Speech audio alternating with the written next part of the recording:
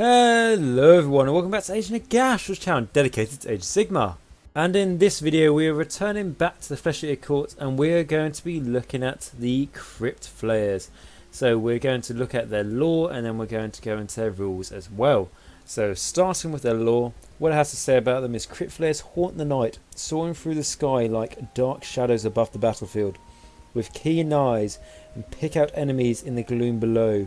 And their powerful nostrils latch onto the waft of fear. Swooping down with lightning speed, they snatch helpless victims off their feet, sinking their fangs into their captives even as they soar back into the air. Crypt Flayers are born when the blood of monsters flow freely on the feasting table. On such fell nights, an abhorrent Ghoul King might bestow a horrific transformation upon his servants.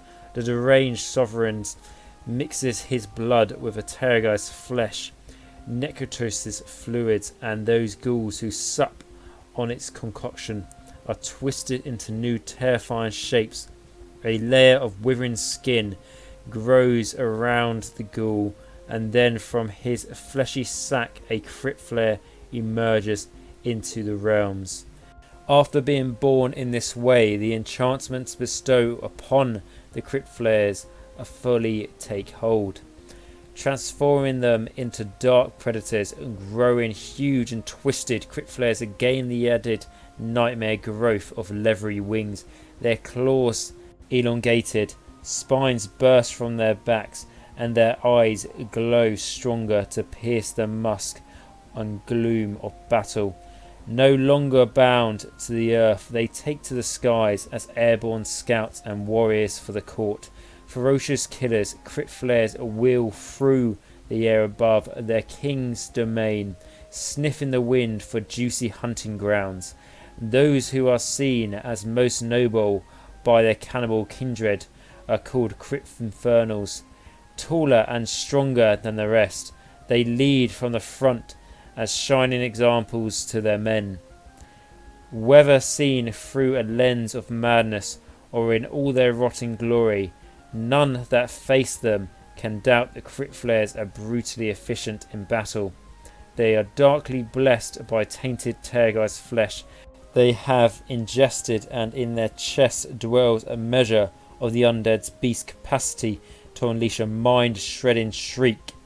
With their mouths impossibly wide, they let loose a chorus of chilling howls as if it gates to the dozen underworlds had been flung open at once. Their victims' blood turns to ice to their veins, and terror grips their hearts as a sonic assault washes over them. The Crypt Flayers then dart from the skies like harpoons of sharpened bone, running any remaining warriors through and lifting them off the ground, screeching in acceleration as their prey dies screaming in a spray of gore. As they take back to the skies and the pack fight among themselves for the largest and most gruesome keepsakes to lay at their king's throne. Crypt Flayers are regarded with awe and admiration by their mordant king. It is viewed as good omen to see one or more of these winged beings circling above the expedition, and their shrill screams fill each ghoul with pride to be in their king's court. The Crypt Flayers themselves believe they are borne aloft by enchanted pinions gifted to them by their sovereign, or they are convinced they are riding mounted upon magnificent flying beasts. In the minds of other Mordants, Crypt Flayers are hallowed warriors, having been endowed with sacred oils by their king. Their howls do not sound like life-rending shrieks, but holy verses intoned with purest authority. Okay, so that's the lore for the Crypt Flayers. So it's quite interesting. I mean, it's something I said along the lines before. I believe it used to be they were born by a Crypt Ghoul drinking the blood of a zombie dragon. So that might have been the case once upon a time, and it might have changed now, which is quite cool. It makes more sense to be in Terrorgeist anyway, because, you know, as it explains, that's how they get the shriek, as, you know, their scream is very, very similar to the Terrorgeist, isn't it? So, yeah, I think that makes all sense there, and it's quite nice. And it just gives you, you know, I think what's important with the Fleshly Courts is that's why like it's nice to have a little bit of lore and stuff in the video. It's just because all the models look very, very similar. You know, let's face it, some of the models, a lot of the units come from one box, you know, the Crypt Flayer box. So it's good to have lore, you know, which gives a bit of diversity to each model you make from that box, if that makes sense, rather than it just, you know, all sort of being the same thing. So these Crypt Flayers, yeah, they're just made out of Crypt Horrors and the bits to make Vargeist, which were basically Games Workshop's response to giving the Flesh Eater Courts when they first came out a new unit. So it's nice to see that they have, you know, got differentiation in lore. Right now, so to move on to them in the game, so firstly they come minimum size units of 3, maximum size units of 12. For free, it's going to cost 170 points. So they are 10 points more than they used to be before the new book, but they definitely are worth the extra 10 points, I can assure you of that. And they are firstly battle line if you're take a Flesh Eater Courts army and your general is a Crypt Inferno Courtier, or if the Crypt Flayers are also battle line if it's in a Blister Skin Grand Court, which I think we haven't seen so much so far because everyone's on about the monster craze. I think that's something we'll definitely see more in the future, and that's how I'll be running my Flesh Eater Courts. So that's also quite nice because I said I use Crypt Flayers as battle line, but I tend to use Crypt Flayers as battle line as I really do like them. And I said I've got like 27. So what I really like about this is that I generally always have the Crypt Inferno Courtier as my general to make these guys battle line, but now I don't have to. I probably still will, but I don't have to, which is nice as long as I take the Blister Skin at Grand Court. And now going into their rules, so looking at their War Scroll, we're going to start with the description. So it says a unit of Crypt Flayers has any number of models, each armed with a Death Scream and Piercing Talons.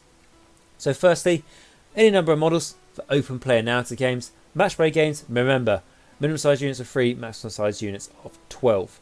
Right, okay, and then going into their wheel stats, firstly, so we've got a 12-inch movement, a 5+ save, a bravery 10, and 4 wounds.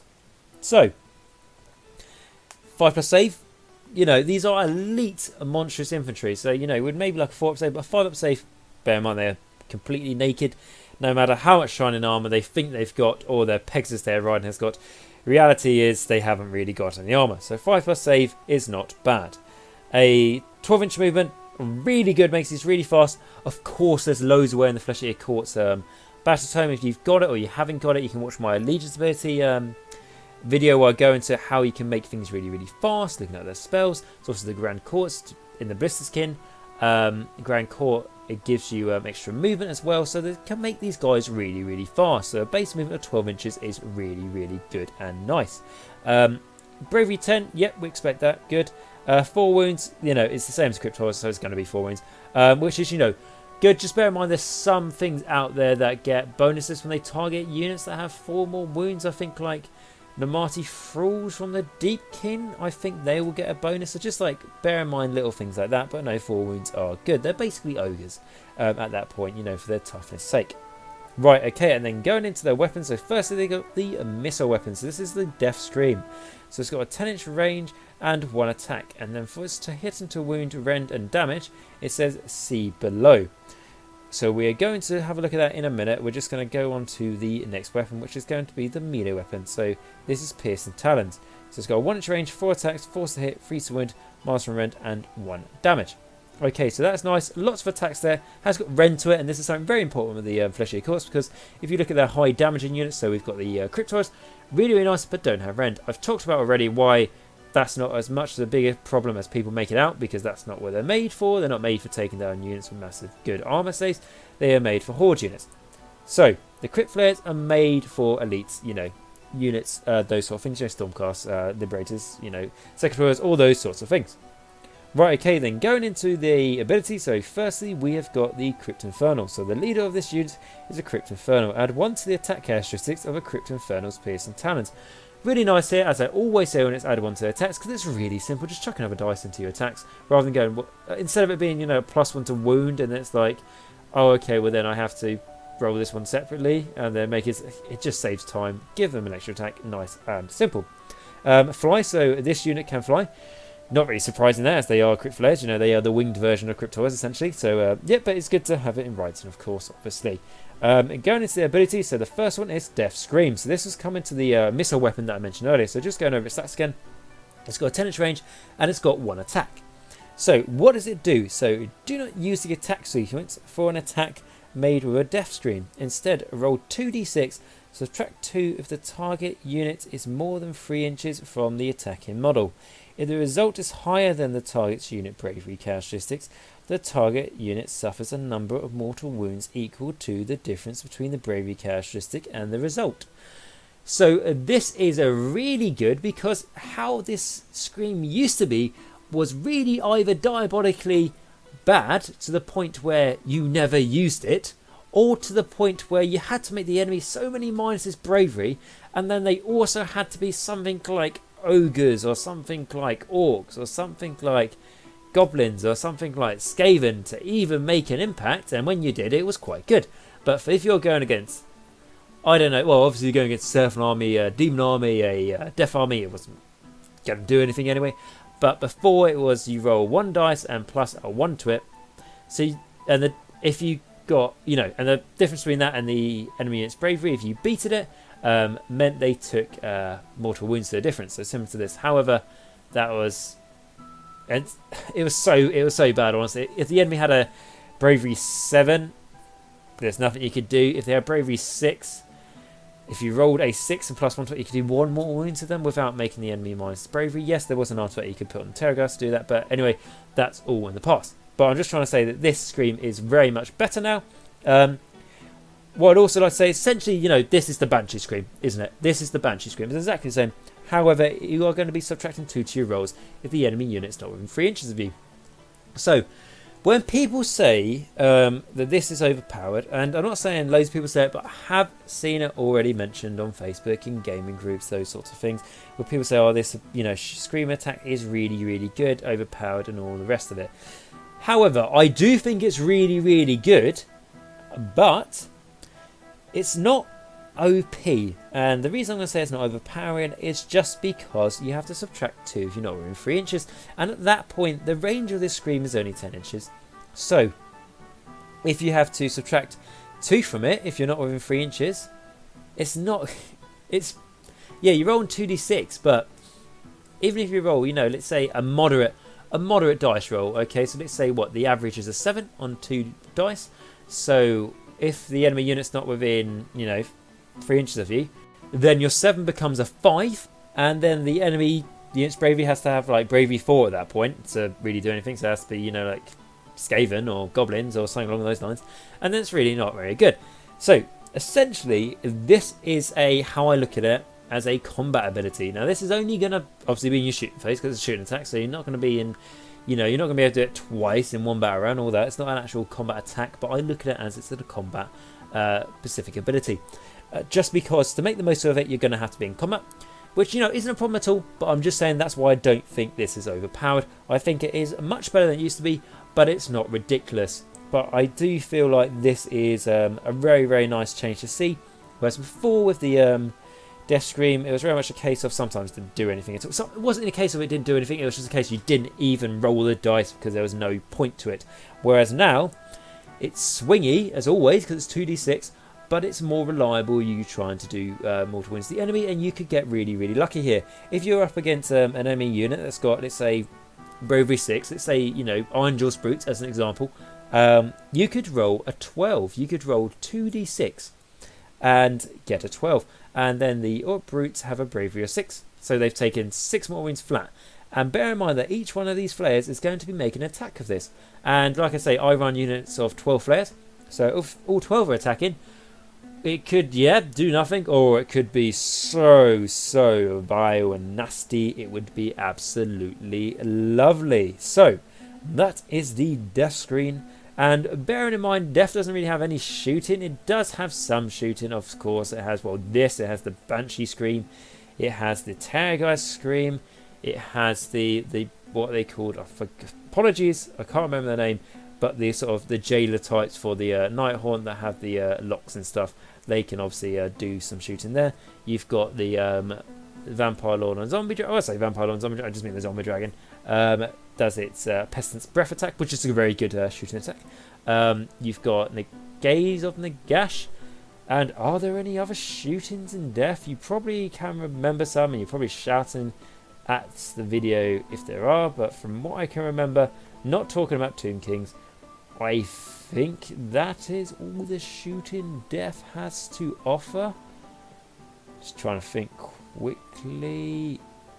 Apart from, range attacks and stuff, from magic and stuff, I think that's the shooting Death has to offer without going to artifacts and stuff. But anyway, what I'm trying to say is Death doesn't have much shooting. These guys do go shooting, and it's not bad. So it's, it's not bad, it's good. So definitely good a consideration there. And bear in mind it's mortal wounds, so your enemy heroes and stuff, if you target them, they're not going to benefit from Lookout Sir rules. So that is very nice to see there. Especially if you're playing against other Flesh Eater Court armies, because you really want to kill their characters. If you're playing Flesh Eater Courts, you really want to kill the courtiers. So unless it's an old zombie dragon list or something like that, then well, it's not a courtier sitter, so you're just going to have to be a dragon tamer or a dragon fighter. My advice in that situation, be a fighter, stab it in the fucking head. Right, okay, and then moving on to the next ability, we have got the Skewing Strike. So what it says is if the unmodified hit roll for an attack made with Piercing Talons is a 6, Piercing Talons is, remember, it's melee weapon, that attack inflicts 1 mortal wound on the target in addition to any normal damage. A lovely change from what it used to be. I mean, it was good. It wasn't bad what it used to be. It used to be essentially on a 6+, you used to do a mortal wound to the enemy with your attack. So, and the attack sequence would end and all those sorts of things. You wouldn't make a wound roll for that dice. It just does a mortal wound instead of normal damage. Now, it's an addition. So, you guys are having 4 attacks on base, remember, as the Archer Regent can give you, a potential of up to 3 attacks. The Abhorrent Ghoul King can give you a extra attack. So you can make these guys have 8 attacks if you're really lucky. But just looking at it base-wise, we've got 4 attacks here. 6s are going to be doing mortal wounds, obviously to hit. And this is unmodified hit rolls of a 6, which is so much better than on a 6+. Now, when you first look at a 6+, you probably think, well, you might not think this, but some people think this. I certainly used to. It was a case of like, oh, that's a 6+. Oh, I'm going to find loads of ways to, plus to my hit rolls and then do mortal wounds and a 4+ and stuff, which I did manage to do quite a few times when I took the Flayers to tournaments back in 1st edition. However, now in 2nd edition, there's so many ways the enemy can make you minuses to hit. It's really not good to have your abilities going on a 6+, and it's nice to see with all the battle times now, the new ones, they are making it on an unmodified hit roll of a 6 the majority of the time. So that means that the enemy minuses isn't going to affect this. You're still always going to do your mortal wounds on a 6, and it's an addition, so you're still getting all your normal attacks through with a -1 rend, which is really nice. And it was something that I felt this unit, I don't know if it needed it, but it's definitely made them more viable, and they were already viable, but it just made them that much better. And I mean, these guys have gone up by 10 points, and you're getting an absolute steal for the extra 10 points here. Absolutely, really like like I was going to say, really like the ability here, and there's 2 abilities what I really like, and they've only got 2 abilities, but they are really nice. Right, okay, then going into the keywords, we've got Death, Mordant, Flesh Eater Courts, Knights, and Crypt Flayers. Okay, so standard, keywords and stuff. Knights are important as they share that keyword with the Cryptoids. Now, to compare the Crypt Flayers with the Cryptoids, now I said I was going to do quite like a big talk and stuff, what I think are better between 2, as I have mentioned when I've talked about the Cryptoids before. But, in summary, like I've told you guys already, the Crypt Flayers are better. They've got more reliability on their attacks. Yes, they're not making 2 damage attacks, but now they are doing mortal wounds on a 6 and additional damage. It sort of makes up for it a little bit. They've got better movement. They've got a good mortal wounding, screaming, shooting attack. And like we've already said, shooting attacks are very hard to get in, for the Death in general, but also Flesh Eater Courts. All shooting you can get is good. You really need it if your army does struggle with it. And yeah, great movement for objectives. And these are the guys I've got the most experience with. Like I said, I've been running like units of 12. I've been running whole bloody armies of Crypt Flayers, 20+ Crypt Flayers, ever since Flesh Eater Courts first came out. So I know some people are doing it now and stuff, but I've been doing it for absolutely bloody ages. And to the people who are doing it now, absolutely fair on them, because I haven't taken them to a tournament for a while. But it's really nice to see that my favourite unit has just got better for the Flesh Eater Courts, because, like I said, I've got 27 of them. So if they got nerfed to fuck, I would have really not been happy. And I don't mean like nerf to fuck, because I don't really think you could nerf them because they were quite average. But it's nice to see they have got better for sure. Cryptos are good against Horde. Crypt Flayers are good against Elite. And that is why I really like them. So that is the review for the Crypt Flayers. Gone for a little bit of a while, this one, but this, like I say, I really like the Crypt Flayers. I think they are absolutely bloody amazing. And they're not the best unit in the whole game, but for me, I love them to pieces, as that's the majority of my Flesh Eater Court army, to be fair. I think, and I've got, you know, like 5,000 points of Flesh Eater Courts, and a good chunk of them are Crypt Flayers, so I think that says a lot. Right, okay, so like I said, that is going to be it for this video. If you guys have got thoughts on the Crypt Flayers or the Flesh Eater Courts in general, let me know down below, as it's really interesting to hear your comments on them. If there's anything that you agree with what I said or anything you disagree, please let me know that down below as well. As I say, it's great to have a chat about it and learn from each other. So, like I say, that is going to be it for the Crypt Flayers. If you enjoyed this video, please like, subscribe and comment down below, as that's absolutely free for you to do so. I really appreciate everyone who has subscribed and does like and comment on the videos. It's a massive help, and it really, you know, does benefit the channel through the YouTube algorithm stuff or whatever it is. I'm a little bit ignorant to all that sort of stuff, but it helps the channel basically. It really does, especially subscribing. And like I say, if you guys already do it, thank you so much. If you haven't already done it and you enjoy the content, please do, as you know, it's free and it massively helps me. Now, if you would like to support the channel a step further, I have now made a Patreon account, which for me is a way for you guys to really help support the channel, as with YouTube I don't get paid for making any of these videos, and to make me not have to put adverts on the videos, as I've already talked about many times. I would really hate to put adverts on the videos. I hate watching a video and there's an advert all the way through it, and it's absolutely a pain in the arse, and you just stop watching it, and obviously that's something I don't want you guys to do with the videos. So Patreon is the alternative to that, so it's a really great way for you guys to support me. All the money you give me on Patreon goes straight back to this channel, helps towards buying all the battle tomes. They can be expensive, you know, especially each book's like £25, especially for the armies I don't do. It's nice to have some support there. It goes towards saving up to get a better mic for the channel. I really want to do that. Get some cameras so I can do like unboxings of hobby and chats, you know, like all those sorts of things, and really sort of try and make the channel more community based, and, you know, sort of share, you know, what work we're doing, and all those sorts of things would be really nice. And basically also the money really helps me. Got a busy job, really helps being able to justify spending as much time as I can making videos.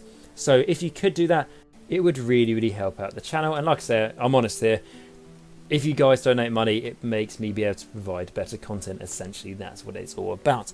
So on that topic, I want to thank all the patrons I've got who are the vampire category, so it's like the tier 2 of the Patreon, and that basically means they donate $5 a month, which is a huge big difference, and really does help support the channel. So firstly, I want to thank Max. I also want to thank Simon. I want to thank Kyle as well. You do really massively help what I can put onto the channel, guys. Honestly, like, I don't want to keep on using work as excuses. It feels like a bit, you know, shit really to you guys, but that's essentially what it is. It really helps me be able to justify spending the time doing the videos. And really is going to help try and save up some money to get a better microphone, because I know this microphone I'm using has got a bit of static on it and that sort of thing, which I really want to get rid of. And like I say, save up for a camera so I can do unboxings. All those sorts of things is really coming down to you guys donating. So I quite honestly can't thank you enough, and keep up your great support. It really does help. Right, so with that, guys, what I'd like to say as well, if you can't support on Patreon, that's absolutely fine. I completely understand. And that is going to be it for this video. So I'm, you know, trying to get the videos up a bit more now, you know, like the amount I can upload and those things, because I took a break for like a week or two when I basically got fucking sick and it was shit. But that's gone now pretty much, so I'm trying to get the videos up to scratch before I go to my tournament next week. Right, guys, so like I say, I thank you very much for watching this video, and remember, until next time, Nagash is all, and all is one in Nagash.